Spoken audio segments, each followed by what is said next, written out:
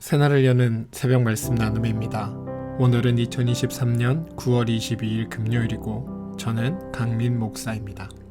오늘 함께 나눌 말씀은 사도행전 4장 5절로부터 10절까지 말씀입니다. 사도행전 4장 5절로부터 10절까지 말씀입니다. 이튿날 관리들과 장로들과 서기관들이 예루살렘에 모였는데 대제사장 안나스와 가야바와 요한과 알렉산더와 및 대제사장의 문중이 다 참여하여 사도들 가운데 세우고 묻되 너희가 무슨 권세와 누구의 이름으로 이 일을 행하였느냐.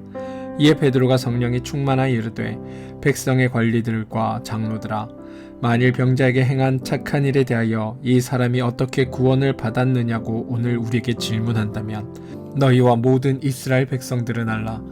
너희가 십자가에 못 박고 하나님이 죽은 자 가운데서 살리신 나사렛 예수 그리스도 이름으로 이 사람이 건강하게 되어 너희 앞에 섰느니라. 사도행전 4장 5절로부터 10절까지 말씀입니다. 세상에서 경쟁을 언급하고 승리를 강조하는 것은 당연합니다. 왜냐하면 모든 사람들이 서로 경쟁자이기 때문입니다. 오죽하면 생존 경쟁 혹은 약육강식이라는 말을 쓰겠습니까? 그러나 성도는 세상을 바라보는 관점, 상황을 판단하는 가치, 사람을 대하는 방식, 원리, 또 행동을 실천하는 방법들이 완전히 다른 사람들입니다. 만약 성도가 이 차이점을 인식하지 못하면 성도가 가장 엉뚱한 신앙생활, 가장 이상한 신앙생활을 하는 불쌍한 존재가 되고 맙니다. 세상과 기독교가 구별되는 가장 대표적인 것은 기독교예요. 그러니까 우리가 믿는 종교에는 경쟁이라는 단어, 경쟁이라는 비교 개념 자체가 사실은 거의 존재하지 않습니다. 기독교가 누구와 경쟁하고 누구와 싸워야 합니까? 타종교와 싸워야 하나요? 아니면 교회끼리 싸워야 할까요? 기독교가 누구와 경쟁하고 누구와 싸워야 하고 누구를 이겨야 합니까? 만약 있다면 아마 죄라고 우리는 대답할 수 있을 겁니다. 맞습니다. 우리가 경쟁하고 싸워야 할 대상은 오직 하나, 죄라는 것뿐입니다. 그런데 사실 이것도 충분한 답은 아닙니다.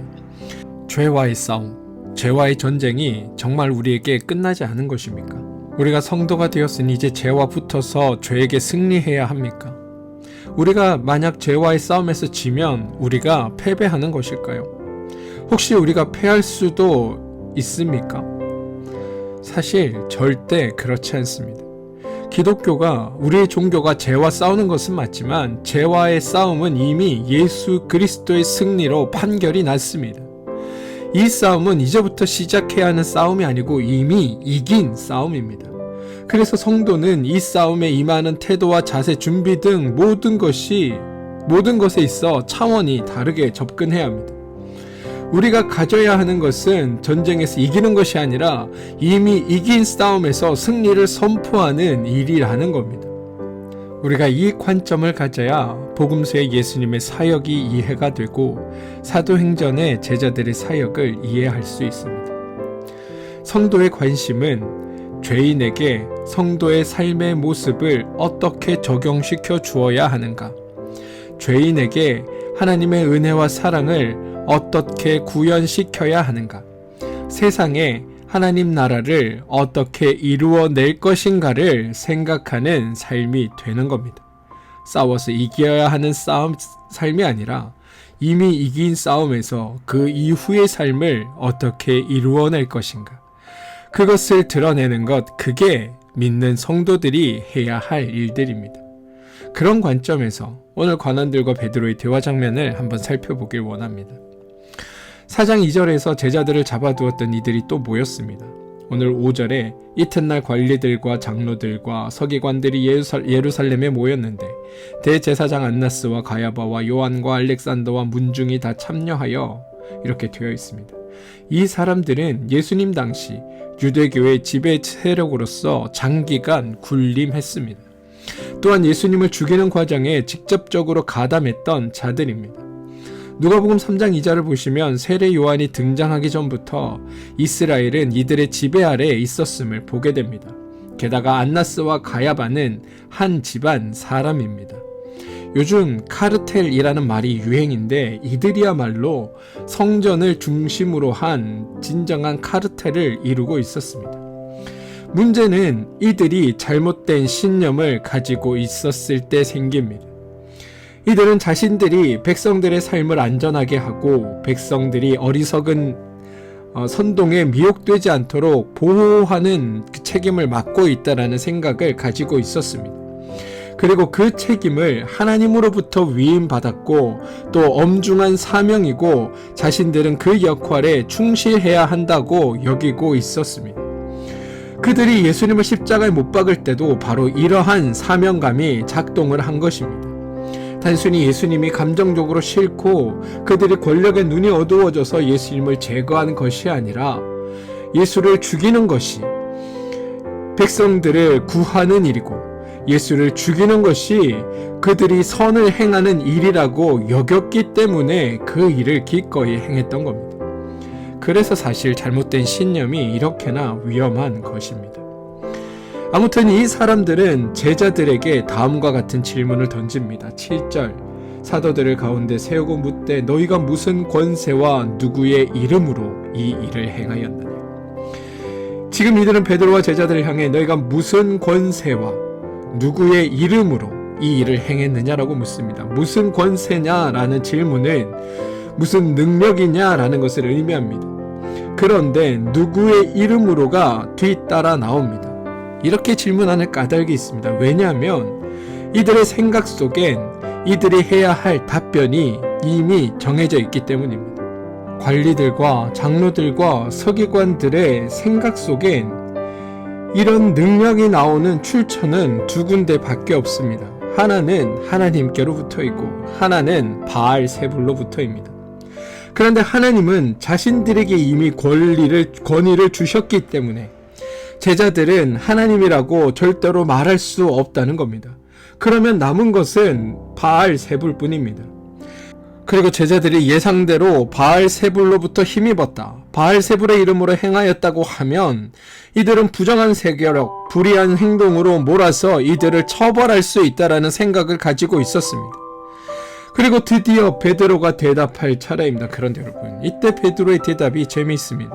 7절에서 질문을 받습니다. 그러면 아주 간단하게 8절에서 대답할 거라고 우리는 생각합니다. 관원들이 무슨 권세와 누구의 이름으로 이 일을 행하였냐고 물었으니 당당하게 진리로 만군의 여호와의 백성답게 하늘나라의 군사답게 대답하면 좋을 것 같은데 베드로는 사실 그렇게 하지 않습니다. 8절을 보시면 이에 베드로가 성령이 충만하여 이르되 백성들의 관리들과 장로들아 만일 병자에게 행한 착한 일에 대하여 이 사람이 어떻게 구원을 받았느냐고 오늘 우리에게 질문한다면, 베드로는 지금 저들의 질문에 대답을 하는 것이 아니라 우선 그들의 질문을 수정합니다. 그리고 저들이 묻지도 않고 관심도 갖지 않는 것을 먼저 선언합니다. 그것이 무엇이냐면 이 병자에게 행한 착한 일이라는 말입니다. 지금 여기에 모인 관리들, 장로들, 대제사장들, 서기관들은 오늘 나면서부터 병에 걷지 못한 자의 그 치유에 대해서는, 그 자에 대해서는 아무런 관심이 없습니다. 사실 베드로에게도 관심이 없습니다. 오직 자신들에게 대항할 수 있는 어떤 집단이 새롭게 생기거나 혹은 어떤 제도나 체제가 드러나서 자신들과 척을 질까봐 그것에만 관심이 있을 뿐입니다. 이들은 자신들이 하나님을 대행하는 자들이라고 생각하고 있기 때문입니다. 그리고 이미 자기들이 가르치고 자기들이 시행하고 있는 이 제도만으로도 충분하다라고 생각하고 있기 때문입니다. 유대교가 시행되고 있지만 여전히 많은 사람이 죄인이 되고 하나님의 긍휼은 없고 자비도 사라지고 은총이 없는 것에 대해서는 사람은 행한 대로 받는 거야 라는 어이없는 공평과 정의를 주장하고 있다는 겁니다. 이것이 죄인들의 사고방식이고 죄인들이 전혀 인식하지 못하고 있는 죄의 어처구니 없는 현상입니다. 그래서 나면서부터 걷지 못한 사람을 일으켜 주었는데 그 사람이 치유된 것에 대해서는 아무 관심을 보이지 않고 베드로의 행위를 불의한 일로 몰아세우려는 것에만 집중하고 있습니다. 왜냐하면 저들의 마음속에는 행여 자신이 공덕을 쌓지 않았는데도 은혜를 베풀어 주면 자신들이 만들어 놓은 이 세상의 질서가 깨어지고 많은 사람들이 앞으로는 의로운 행동은 하지 않은 채 은혜만을 바라며 살게 되고 결국 세상이 망하게 될지도 모른다라는 지극히 죄적인 사고방식에 사로잡혀 있기 때문입니다. 죄인의 실체, 죄인의 한계를 전혀 인식하지 못하기에 마치 세상들이 자신들로 마냥 유지되고 있고 자신들이 세상을 지켜나가는 자들이며 자신들이 그나마 사람들을 교육하고 사회 질서를 만들어가고 있더라고 착각하고 있기 때문입니다. 그런 인식체계를 가진 사람들에게 갑자기 나타나 병자를 치유하는 것은 바람직하지 않은 현상에 불과합니다. 도리어 그들 눈에는 불의하게까지 보입니다. 베드로가 이러한 대제사장들과 관원들의 사고방식을 꿰뚫고 저들의 인식체계를 통렬하게 지적하는 것이 이 병자에게 행한 착한 일이라는 표현입니다. 그러면서 동시에 질문이 바뀝니다. 이 사람이 어떻게 구원을 받았느냐고 오늘 우리에게 질문한다면, 지금 베드로의 말은 단순히 질문을 바꾼 것이 아니라 관원들과 완전히 다른 인식체계를 가지고 있다는 것을 스스로 밝히고 있는 겁니다. 우리가 믿는 기독교가 단순히 신을 믿는 인간의 종교 행위를 의지하는 것이 아니라 하나님이 우리의 문제에 대한 진단과 해법이라는 차원을 담고 있는 겁니다. 그렇다면 세상이 가지고 있는 진단과 해법이 있고 하나님이 가지고 있는 진단과 해법이 있는데 이 두 개가 극명하게 차이 나는 것을 오늘 말씀이 우리에게 보여주고 있는 겁니다. 관원들이 제시한 것, 현재 모든 지구상의 나라와 종교와 제도와 정치의 방식입니다. 좋은 제도, 좋은 방식을 만들어 좋은 사람들이 잘 운영하면 된다라는 생각. 사도행전 당시의 이스라엘 사람들에게는 그것이 유대교였고 책임자가 관리인들이었고 관리인들은 자신들이 잘 운영하고 있는데 한때는 예수가 나타나 물을 흐리더니 이번에는 제자들이 나타나 백성을 미혹한다라고 여기는 중이라는 겁니다.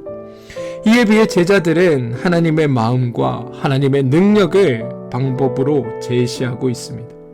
관원들이 하는 것을 부정하지도 않고 제사장이나 지도자들의 행동을 폐하지도 않습니다. 너희가 틀렸다 말하지도 않습니다. 그냥 그대로 하게 놔둡니다. 왜냐하면 진리를 모르는 사람들은 아무것도 하지 않으면 더더욱 불안해하기 때문입니다.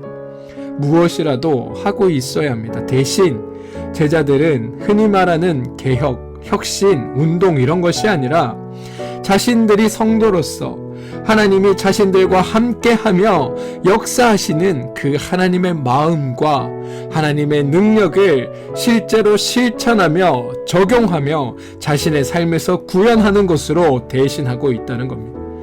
자기들 앞에 병자가 있었습니다. 그렇다면 자신들이 해야 할 일은 그 병자를 불쌍히 여기는 것이고 자신들이 이 병자를 위해 할 수 있는 일이 있으면 그것을 하는 겁니다.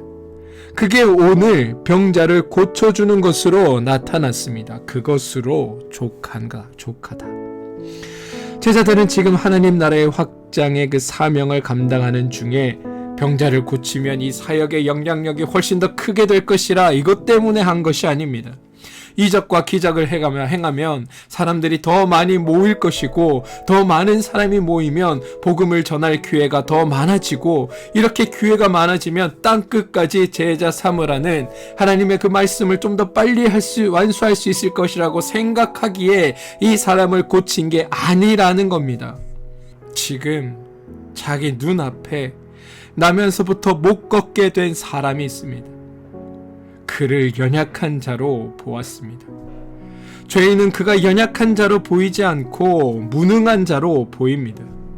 죄의 가치로는 나면서부터 못 걷는 자는 유익한 자가 아니라 무용한 자에 불과합니다. 죄의 판단으로는 그가 도움이 될 만한 사람이라기보다 방해거리나 짐거리가 될 것으로 보입니다. 죄의 가치와 기준과 인식과 개념으로는 그 사람을 긍휼히 여길 수 없습니다. 그 사람이 냉정한 사람이라서가 아니라 그 사람의 인식이, 그 사람의 사고가 그렇게 행동하게 합니다. 그런데 여러분, 성도는 하나님의 마음, 하나님의 인식, 하나님의 가치, 하나님의 개념을 가진 사람입니다. 그래서 나면서부터 못 걷는 사람을 바라볼 때 하나님의 마음으로 바라보고 하나님의 가치와 개념으로 바라보는 사람이 되었습니다. 그래서 그를 긍휼히 여겨 보게 된 겁니다. 이게 죄인과는 다른 성도가 가진 엄청난 특권입니다. 성도가 다른 사람을 위해 하나님의 마음을 가졌으면 그 다음엔 성도가 할 수 있는 일을 할 수 있는 만큼 하면 됩니다. 베드로가 병자를 고칠 때 한 일입니다. 사도행전 3장 6절 베드로가 이르되 은과 금은 내게 없거니와 내게 있는 이것으로 내게 주노니 나사렛 예수 그리스도 이름으로 일어나 걸으라. 이것은 지극히 쉽고 평범한 원리이고 당연한 하나님의 원리입니다. 불쌍한 사람을 도와주어야 한다는 명령도 아니고 힘에 겹도록 너희가 구제해야 한다는 과제도 아니고 하나님의 지시니까 너의 상황을 고려하지 않고 무조건 복종해야 하고 말하는 것도 아닙니다. 베드로가 왜 은과 금을 안 주었을까요? 간단합니다. 은과 금이 없었기 때문입니다. 없으니까 못 준 겁니다. 베드로가 왜 예수를 주었습니까? 자신에게 있는 것이 예수였기 때문입니다. 베드로가 왜 내가 고쳐준다 하지 않고 예수의 이름으로 일어나 걸으라고 했을까요? 나는 고칠 능력이 없지만 예수가 고칠 수 있기 때문이라는 것을 알았기 때문입니다. 베드로는 지금 이 병자를 고쳐주어야 한다, 낫게 해주어야 한다, 치유해 주어야 한다라는 그 책임감을 가지고 한 것이 아니라 만약 이렇게 했는데도 걷지 못하면 어떻게 될까라고 걱정을 하며 한 것이 아니라 베드로는 그냥 성령의 깨달음에 따라 자기가 아는 대로, 자기가 말한 대로, 성령이 자기에게 말씀하신 대로 그냥 말하고 행했을 뿐이라는 겁니다. 자기가 할 수 있는 일을 자기가 할 수 있는 만큼 자기가 할 수 있는 방법으로 행했습니다. 그리고 그것으로 족하였습니다. 사랑하는 성도 여러분, 베드로는 관원들의 질문을 바꾸었다고 말씀드렸습니다. 바꾼 질문이 9절, 만일 병자에게 행한 착한 일에 대하여 이 사람이 어떻게 구원을 받았느냐고 오늘 우리에게 질문한다면, 이에 대한 대답이 10절, 너희와 모든 이스라엘 백성들은 알라. 너희가 십자가에 못 박고 하나님이 죽은 자 가운데서 살리신 나사렛 예수 그리스도의 이름으로 이 사람이 건강하게 되어 지금 너희 앞에 섰느니라. 여러분, 지금 베드로가 예수 이름으로라고 말한 것은 베드로가 겸손해서 한 표현이 아닙니다. 가장 기독교적인 표현으로 하나님을 의지하는 것 또는 하나님께 맡기는 것이라는 표현입니다. 하나님을 의지하는 것이나 하나님께 맡긴다는 것은 내 목표를 하나님을 통해 이루어내려는 것이 아니라 도리어 하나님의 일을 하나님의 때에 하나님의 방법으로 하나님의 사람으로 하여금 더 정확하게는 우리로 하여금 이루어내실 것을 인정하고 수용하는 것입니다. 뭐 하나 잘 된다고 곧 다 이루어질 것처럼 호들갑 떨지 않고 뭐 하나 안 된다고 곧 모든 것이 끝장난 것처럼 좌절하거나 낙심하지도 않습니다.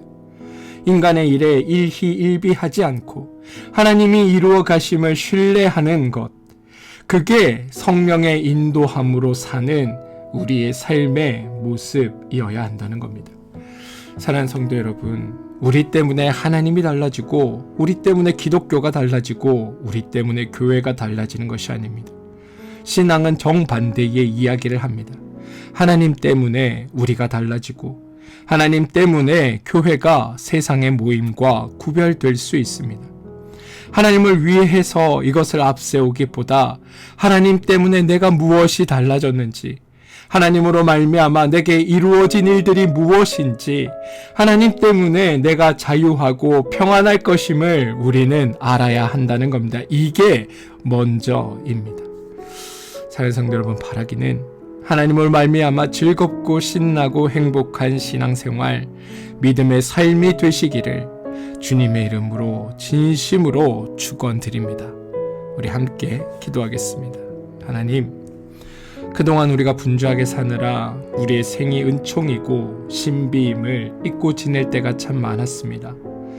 분주하던 발걸음을 멈추고 가만히 돌이켜보니 하나님의 은혜가, 하나님의 인도가, 하나님의 축복하심이 우리를 붙들고 있었음을 절감합니다. 하나님, 주님이 그러하셨던 것처럼 이제부터 우리도 누군가를 붙들어주고 누군가의 품이 되어주고 어둠에 유폐된 사람들에게 빛을 가져가는 그런 성도들이 될 수 있게 도와주시옵소서. 예수님의 이름으로 기도합니다. 아멘.